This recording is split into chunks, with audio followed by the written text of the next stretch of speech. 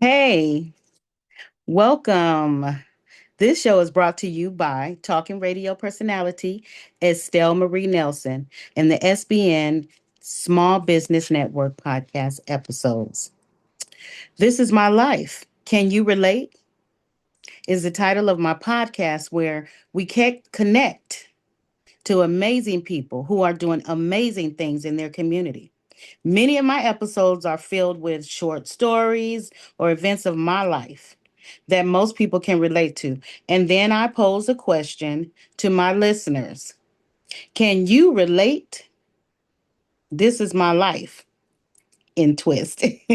Because I know that I'm not by myself in this world of life changing events. And then other times, I'll invite amazing people to join me with their wonderful stories where I may be able to relate to them as well. So, today's episode is titled The Princess and the Narcissist. Okay. And this is coming from my survivor's guide. These are things that kind of came to my mind, and I love to research and find resources for things that do come to my mind. I come from an educational background, and well, you know, I've been through some things. I've been through some things. So, thoughts come in my mind and I just jot them down and then I go into research mode. So, this is one of those times that I've done some research and I kind of wanted to share this with you. Okay. So once again, the title is The Princess and the Narcissist. And this is um my episode 28. Praise God. Okay. All right. So I'm going to start first with the invisible architecture of what was in my mind. So I'm Estelle Nelson, Coach Estelle Nelson, and today we're talking about a specific kind of stadium life and how it can be thrown at you through a narcissistic relationship.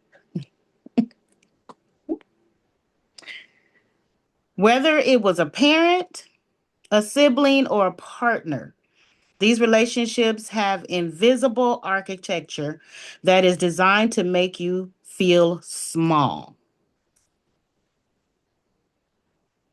There's a lot of moments with this one that I will pause because I have to think and go back and just be grateful. Grateful. Okay? I know because I've been there and that's why I can be grateful. I've lived through the fog. I've lost a child, my mother, my health, my marriage, and even my career. It was hard. Lord, it was hard. But it was also amazing. Because of who I am, I came out on the other side. So if you feel misdirected or like your self-esteem has been gone through, feels like you've gone through a paper shredder, today this is for you.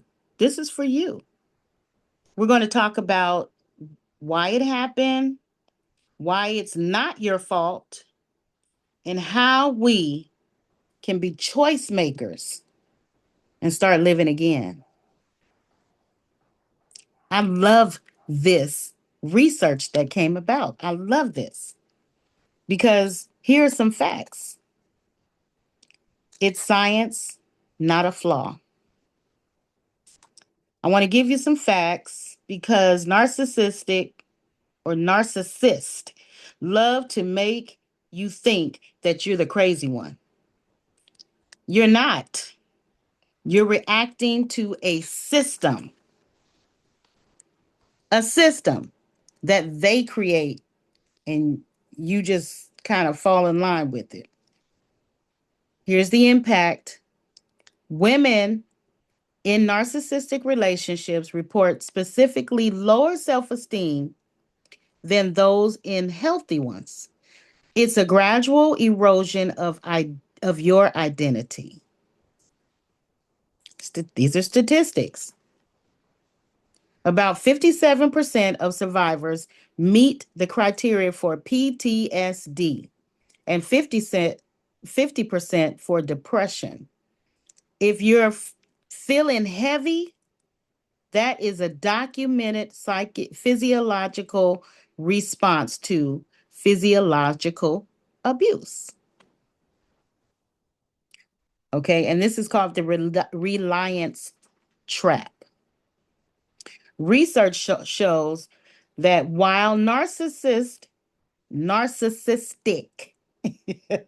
individuals often seem grandiose, happy go lucky, confident, strong, all of that.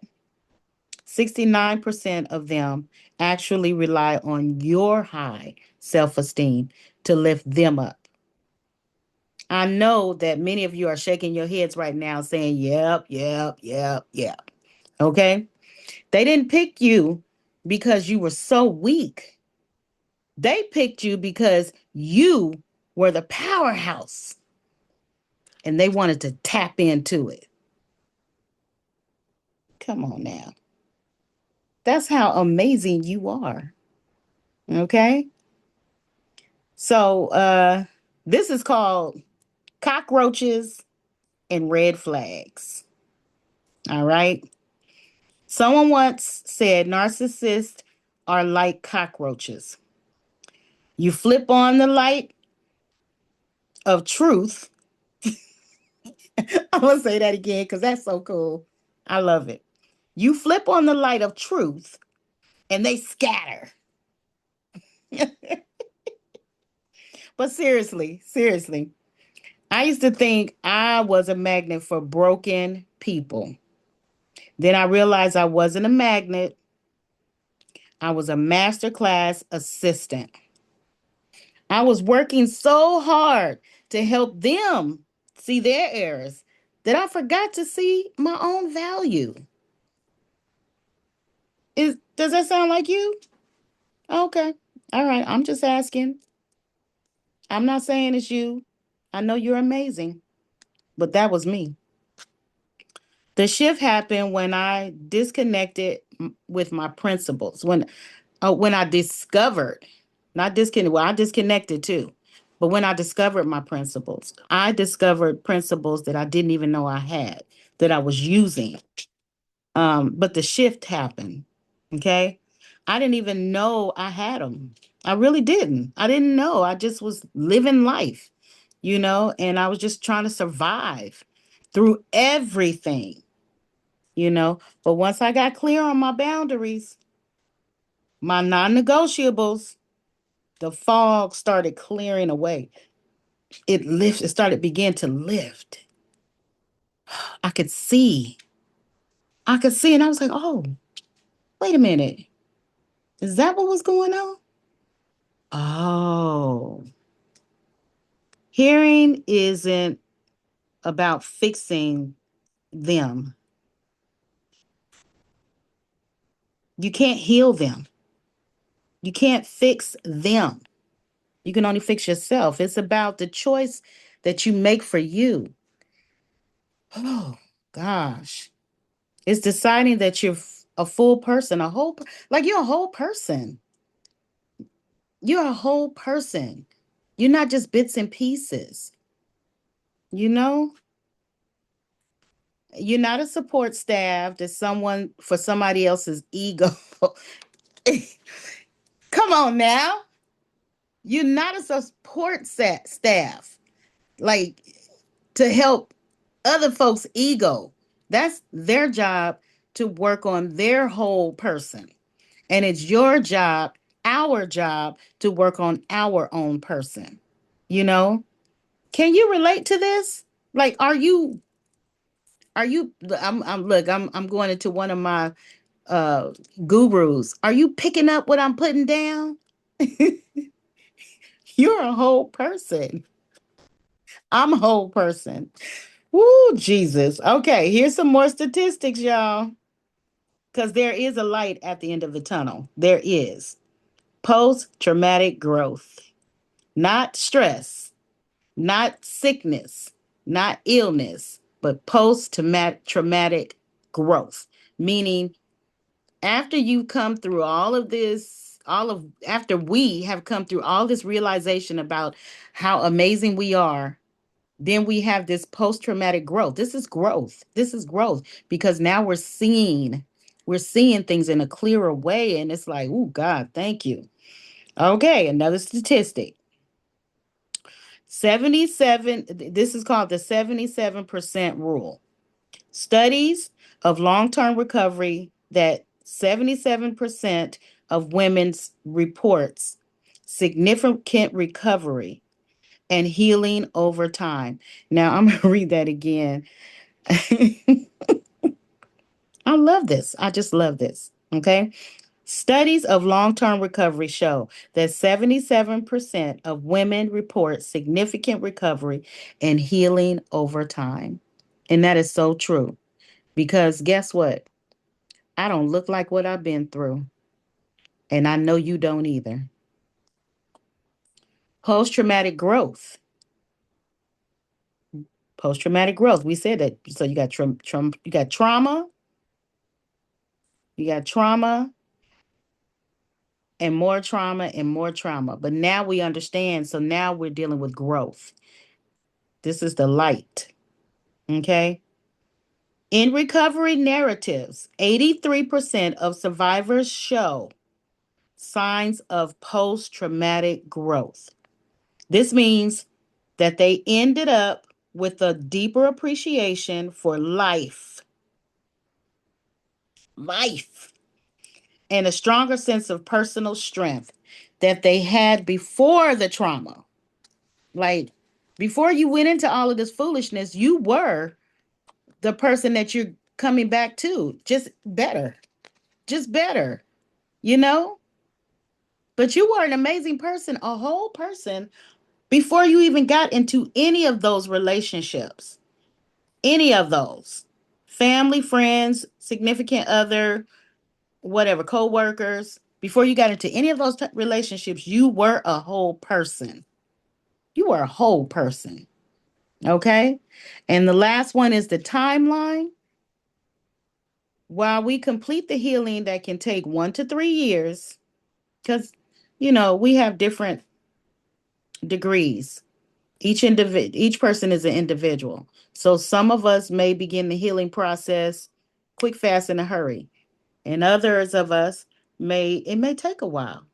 It may take a while for us to really intake all of what has happened, what has been happening, where you were at, and where you're at now, and where you want to be. Okay, it just may take a minute.